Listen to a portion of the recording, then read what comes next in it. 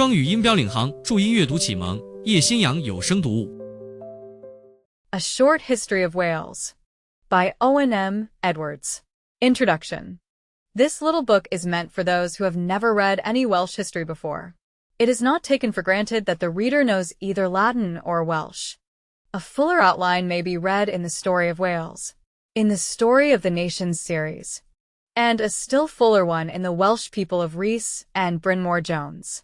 Of fairly small and cheap books in various periods, I may mention Rhys Celtic Britain, Owen Roscamill's Flame Bearers of Welsh History, Henry Owen's Gerald the Welshman, Bradley's Owen Glendower, Newell's Welsh Church, and Rhys Protestant Non-Conformity in Wales. More elaborate and expensive books are Seabohm's Village Community and Tribal System in Wales, Clark's Medieval Military Architecture, Morris' Welsh Wars of Edward I, Southall's Wales and Her Language. In writing local history, A.N. Palmer's History of Wrexham and companion volumes are models. If you turn to a library, you will find much information about Wales in social England. The Dictionary of National Biography, the publications of the Cymrodorian and other societies. You will find articles of great value and interest over the names of F. H. Haverfield, J. W. Willisbund, Edgerton Phillimore, the Honourable Mrs. Bulkeley Owen Gwenrhyn Gwinnett, Henry Owen, the late David Lewis, T.F. Tu, J. E. Lloyd, Deleufe Thomas, W. Llewellyn Williams, J. Arthur Price, J. H. Davies, J. Ballinger, Edward Owen, Hubert Hall, Hugh Williams, R. A. Roberts, A. W. Wade Evans, E. A. Lewis. These are only a few out of the many who are now working in the rich and unexplored field of Welsh history. I put down the names only of those I had to consult in writing a small book like this. The sources are mostly in Latin or Welsh. Many volumes of chronicles, charters, and historical poems have been published by the government, by the Corporation of Cardiff, by J. Gwenigvryn Evans, by H. de Grey Birch, and others. But, so far, we have not had the interesting chronicles and poems translated into English as they ought to be, and published in well-edited, not too expensive volumes. Owen Edwards. Lincoln College, Oxford. Chapter I. Wales. Wales is a row of hills, rising between the Irish Sea on the west and the English plains on the east. If you come from the west along the sea, or if you cross the Severn or the Dee from the east, you will see that Wales is a country all by itself. It rises grandly and proudly. If you are a stranger, you will think of it as Wales, a strange country. If you are Welsh, you will think of it as Cymru, a land of brothers. The geologist will tell you how Wales was made. The geographer will tell you what it is like now. The historian will tell you what its people have done and what they are. All three will tell you that it is a very interesting country. The rocks of Wales are older and harder than the rocks of the plains, and as you travel from the south to the north, the older and harder they become. The highest mountains of Wales, and some of its hills, have crests of the very oldest and hardest rock granite, porphyry, and basalt, and these rocks are given their form by fire. But the greater part of the country is made of rocks formed by water, still the oldest of their kind. In the northwest, center, and west, about 2/3 of the whole country, the rocks are chiefly slate and shale. In the southeast, they are chiefly old red sandstone. In the northeast, but chiefly in the south, they're limestone and coal. Its rocks give Wales its famous scenery, its rugged peaks, its romantic glens, its rushing rivers. They are also its chief wealth: granite, slate, limestone, coal, and loads of still more precious metals, iron, lead, silver, and gold run through them. The highest mountain in Wales is Snowdon, which is 570 feet above the level of the sea. For every 300 feet we go up, the temperature becomes 1 degree cooler. At about 1 000 feet, it becomes too cold for wheat. At about 1,500, it becomes too cold for corn. At about 2,000, it is too cold for cattle. Mountain ponies graze still higher. The bleak upper slopes are left to the small and valuable Welsh sheep. There are 3 belts of soil around the hills: arable, pasture, and sheep run one above the other. The arable land forms about 1/3 of the country. It lies along the sea border, on the slopes above the Dee and the Severn, and in the deep valleys of the rivers which pierce far inland. The Severn, Why? Ask. Towy, Tevy, Dovey, Conway, and Clwyd. The pasture land, the land of small mountain farms, forms the middle third. It is a land of tiny valleys and small plains, ever fostered by the warm, moist west wind. Above it, the remaining third is stormy sheep-run, wide green slopes and wild moors, steep glens and rocky heights. From northwest to southeast, the line of high hills runs. In the northwest corner, Snowdon towers among a number of heights over 3,000 feet. At its feet, to the northwest, the Isle of Anglesey lies.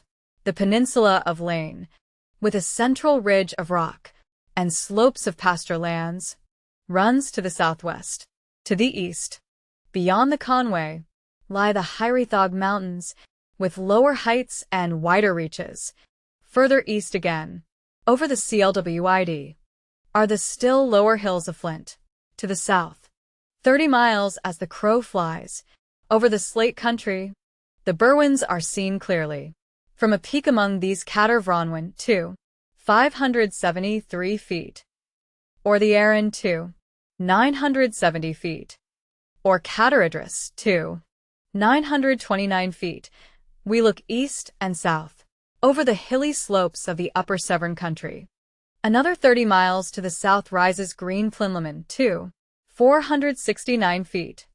From it we see the high moorlands of central Wales, sloping to Cardigan Bay on the west, and to the valley of the Severn, now a lordly English river. On the east, 40 miles south, the Black Mountain, 2,630 feet, rises beyond the Wye, and the Brecon Beacons, 2,910 feet, beyond the Usk. West of these the hills fade away into the broad peninsula of Dived. Southwards we look over hills of coal and iron to the pleasant sea, fringed plain of Gwent. On the north and the west the sea is shallow. In some places it is under 10 fathoms for 10 miles from the shore, and under 20 fathoms for 20 miles. Tales of drowned lands are told of the sands of Lavin, of the feast of drunken Seithanan, and of the bells of Aberdovey. But the sea is a kind neighbor. Its soft, warm winds bathe the hills with life, and the great sweep of the big Atlantic waves into the river mouths help our commerce. Holyhead, Milford Haven, Swansea, Newport, Bury, and Cardiff, now one of the chief ports of the world, can welcome the largest vessels afloat. The herring is plentiful on the west coast, and trout and salmon in the rivers. Chapter 2: The Wandering Nations. By land and by sea, race after race has come to make the hills of Wales its home. One race would be short, with dark eyes and black hair. Another would be tall, with blue eyes and fair hair. They came from different countries and along different paths, but each race brought some good with it. One brought skill in taming animals, until it had at last tamed even the pig and the bee. Another brought iron tools to take the place of stone ones. Another brought the energy of the chase and war, and another a delight in sailing a ship or in building a fortress. One thing they had in common: they wandered, and they wandered to the west, from the cold wastes and the dark forests of the north and east. They were ever pushing west to more sunny lands. As far back as we can see, the great migration of nations to the west was going on. The islands of Britain were the furthest point they could reach, for beyond it, at that time, no man had dared to sail into the unknown expanse of the ocean of the west. In the islands of Britain, the mountains of Wales were among the most difficult to win. and it was only the bravest and the hardiest that could make their home among them. The first races that came were short and dark. They came in tribes. They had tribal marks, the picture of an animal as a rule, and they had a strange fancy that this animal was their ancestor. It may be that the local nicknames which are still remembered, such as the pigs of Anglesey, the dogs of Denbigh, the cats of Ruthin, the crows of Harlech, the gadflies of Modwy, were the proud tribe titles of these early people. Their weapons and tools were polished stone, their hammers and hatchets and adzes, their lance heads, and their arrow tips, were of the hardest igneous rock chipped and ground with patient labor. The people who come first have the best chance of staying, if only they are willing to learn. Hardy plants will soon take the place of tender plants if left alone. The short dark people are still the main part, not only of the Welsh, but of the British people. It is true that their language has disappeared, except a few place names, but languages are far more fleeting than races. The loss of its language does not show that a race is dead. It only shows that it is very anxious to change and learn. Some languages easily give place to others, and we say that the people who speak these languages are good linguists, like Danes and Slavs. Other languages persist. Those who speak them are unwilling to speak any new language, and this is the reason why Spanish and English are so widespread. After the short dark race came a tall fair-haired people. They came in families as well as in tribes. They had iron weapons and tools, and the short dark people could not keep them at bay with their bone-tipped spears and flint-headed arrows. We know nothing about the struggle between them, but it may be that the fairy stories we were told when children come from those far-off times. If a fairy maiden came from lake or mound to live among men, she vanished at once if touched with iron. Is this, learned men have asked, a dim memory of the victory of iron over stone? The name given to the short dark man is usually Iberian. The name given to the tall fair man who followed him is Celt. The two learned to live together in the same country. The conqueror probably looked upon himself at first as the master of the conquered, then as simply belonging to a superior race. But gradually the distinction vanished. The language remained the language of the Celt. It is called an Aryan language. A language as noble among languages as the Arun is among its hills. It is still spoken in Wales, in Brittany, in Ireland, in the Highlands of Scotland, and in the Isle of Man. It was also spoken in Cornwall till the 18th century, and Yorkshire dalesmen still count their sheep in Welsh. English is another Aryan tongue. The more mixed a nation is, the more rich its life and the greater its future. Purity of blood is not a thing to boast of, and no great and progressive nation comes from one breed of men. Some races have more imagination than others, or a finer feeling for beauty. Others have more energy and practical wisdom. The best nations have both, and they have both, probably, because many races have been blended in their making. There is hardly a parish in Wales in which there are not different types of faces and different kinds of character. The wandering of nations has never really stopped. The Celt was followed by his cousins the Angle and the Saxon. These, again, were followed by races still more closely related to them, the Normans and the Danes and the Flemings. They have all left their mark on Wales and on the Welsh character. The migration is still going on. Trace the history of an upland Welsh parish, and you will find that, in a surprisingly short time, the old families, high and low, have given place to newcomers. Look into the trains which carry emigrants from Hull or London to Liverpool on their way west. They have the blue eyes and yellow hair of those who came 2,000 years ago. But this country is no longer their goal. The great continent of America has been discovered beyond. Fits of longing for wandering come over the Welsh periodically, as they came over the Danes, caused by scarcity of food and density of population, or by a sense of oppression and a yearning for freedom, an empty stomach sometimes, and sometimes a fiery imagination, sent a crowd of adventurers to new lands. And it is thus that every living nation is ever renewing its youth. Chapter 3 ROME. It is not a spirit of adventure and daring alone that makes a nation. Rome rose to say that it must have the spirit of order and law too. It rose in the path of the nations. It built the walls of its empire, guarded by the camps of its legions, right across it. For 400 years the wandering of nations ceased. The nations stopped, and they began to till the ground, to live in cities, To form states. The hush of this peace did not last, but the memory of it remained in the life of every nation that felt it. Unity and law tempered freedom and change. The name of Rome was made known, and made terrible, through Wales by a great battle fought on the eastern slopes of the Berwyn. The Romans had conquered the lands beyond the Severn, and had placed themselves firmly near the banks of that river at Glevum and Uriconium. Glevum is our Gloucester, and its streets are still as the Roman architect planned them. Uriconium is the burnt and buried city beyond Shrewsbury, the skulls found in it, and its implements of industry, and the toys of its children, you can see in the Shrewsbury Museum. The British leader in the great battle was Caratacus, the general who had fought the Romans step by step until he had come to the borders of Wales, to summon the warlike Silures to save their country. We do not know the site of the great battle, though the Roman historian Tacitus gives a graphic description of it. The Britons were on a hillside sloping down to a river, and the Romans could only attack them in front. The enemy waded the river, however, and scaled the wall on its further bank, and in the fierce lance and sword fight the host of Caratacus lost the day. He fled, but was afterwards handed over to the Romans, and taken to Rome, to grace the triumphal procession of the victors. The battle only roused the Silures to a more fierce resistance, and it cost the Romans many lives, and it took them many years to break their power. The strangest sight that met the invaders was in Anglesey, after they had crossed the Menai on horses or on rafts. The Druids tried to terrify them by the rites of their religion.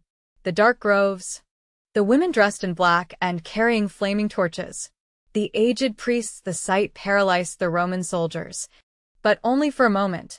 Vespasian, it was he who sent his son Titus to besiege Jerusalem, became emperor in 69. The war was carried on with great energy, and by 78 Wales was entirely conquered. Then Agricola, a wise ruler, Came. The peace of Rome was left in the land, and the Welshman took the Roman, not willingly at first, as his teacher and ruler instead of as his enemy.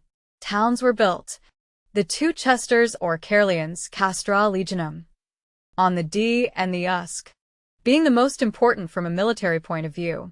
Roads were made, two along the north and south coasts, to Carmarthen and Carnarvon.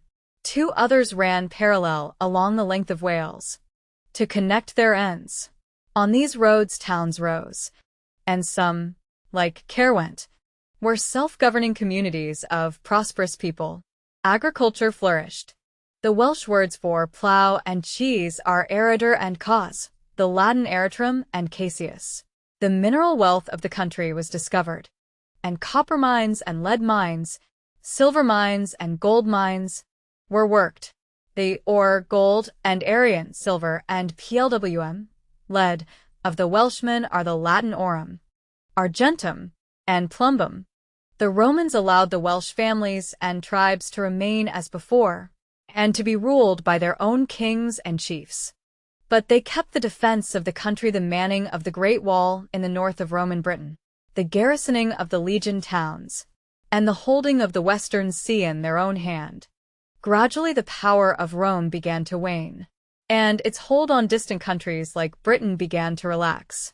The wandering nations were gathering on its eastern and northern borders, and its walls and legions at last gave way. It had not been a kind mother to the nations it had conquered. In war it had been cruel, and in peace it had been selfish and stern. The lust of rule became stronger as its arm became weaker. The degradation of slavery and the heavy hand of the tax-gatherer were extending even to Wales. The barbarian invader found the effeminate, luxurious empire an easy prey.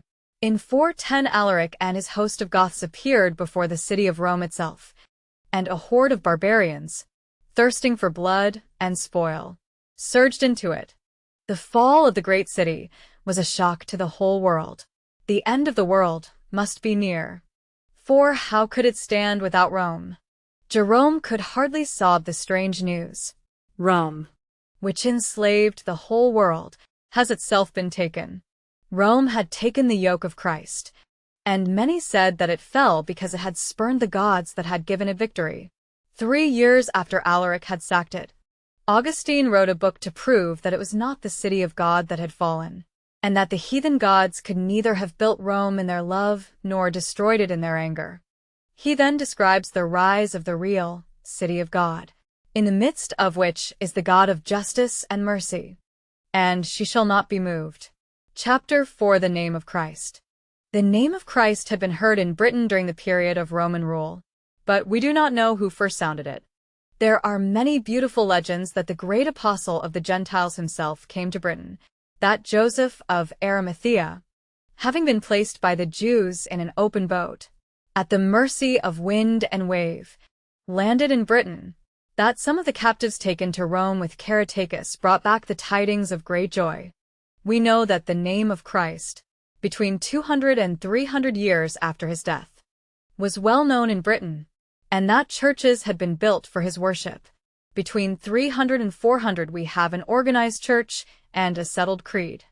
Between 400 and 500 there was searching of heart and creed, and heresies, a sure sign that the people were alive to religion. Between 500 and 600 there was a translation of the Bible from Hebrew and Greek into the better-known Latin. The whole of Wales becomes Christian, and probably Saint David converted the last pagans, and built his church among them. Between 450 and 500 a stream of pagan Teutons flowed over the east of Britain, and the British Church was separated from the Roman Church. By 664 British and Roman missionaries had converted the English, and the two churches of Rome and Britain, once united, were face to face again. But they had grown in different ways, and refused to know each other. Their Easter came on different days. They did not baptize in the same way. The tonsure was different, a crescent on the forehead of the British monk, and a crown on the pate of the Roman monk. In the Roman Church there was rigid unity and system. In the British Church there was much room for self-government. The newly converted English chose the Roman way, because they were told that St. Peter, who see Rome was, held the keys of heaven. Between 700 and 800 the Welsh gradually gave up their religious independence and joined the Roman Church. But there was another dispute, where the 4 old Welsh bishoprics, Bangor, St. Asaph, St. David's, Llandaff, to be subject to the English Archbishop of Canterbury, or to have an archbishopric of their own at St. David's. By 1200 the Welsh bishoprics were subject to the English archbishop, and Giraldus Cambrensis came too late to save them. But through all these disputes the church was gaining strength. Churches were being built everywhere. Up to 700 they were called after the name of their founder. Between 700 and 1000 they were generally dedicated to the Archangel Michael. There are several Llanfihangels, one in Wales. After 1000 new churches were dedicated to Mary, the Mother of Christ. We have many Llanfaires. 2 times of civil strife, or of popular indifference, came over and over again, and the old paganism tried to reassert itself. And time after time the name of Christ was sounded again by men who thought they had seen him. In the 12th century the Cistercian monk came to say that the world was bad,